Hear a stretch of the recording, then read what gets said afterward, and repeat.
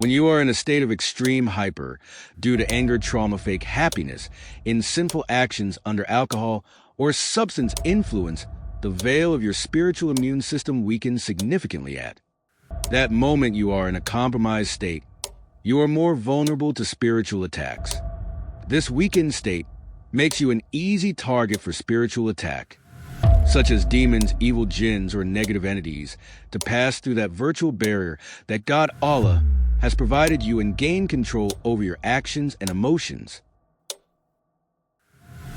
You keep them stagnant, doing the same thing, but no progress. But they are working so hard. But the more they work hard, the more they go back to square one. So she taught me how to do that by involving in a quarrel or a fight with that person.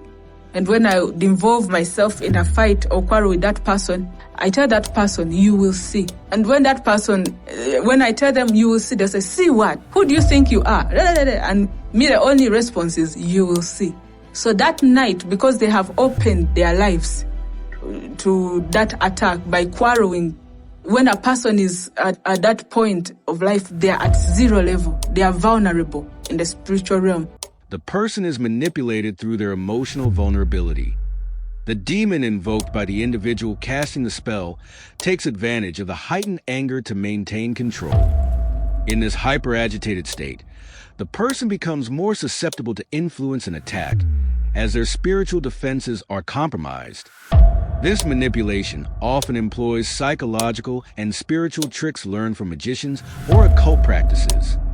It is essential to recognize these dangers and maintain spiritual awareness, especially in moments of anger or emotional distress. By staying calm and connected to our faith, we can strengthen our spiritual resilience and avoid falling into traps set by those who misuse spiritual knowledge for harmful purposes. So I would target at night. They are just thinking about me, meditating about the bad things I have done, the bad words I have spoken, how I am the one who invoked the fight, you know. So that night they have a bad dream. In that dream, if they don't wake up to pray and cancel it, that is the end of them. If you have a disturbing dream and wake up feeling unsettled, follow these steps taught by the Prophet Muhammad, peace and blessings of Allah be upon him. Spittle 3 times to the left. A gentle, air-based spit to symbolically repel the evil. Seek refuge with Allah, recite Auzu billahi minash shaitanir rajim wa min sharri hazir riyah.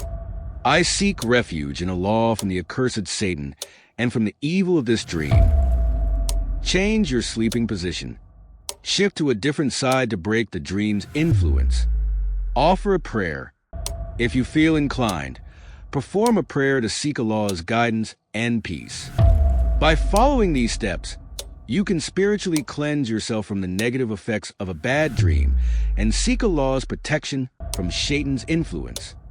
Because whatever they are going to do, they are going to be struggling. So a person does whatever they are doing. They work so hard, they are struggling to make it in life, but nothing they do materializes. Even if they are given money in the morning, by evening they don't have the money and they have nothing to show for that money.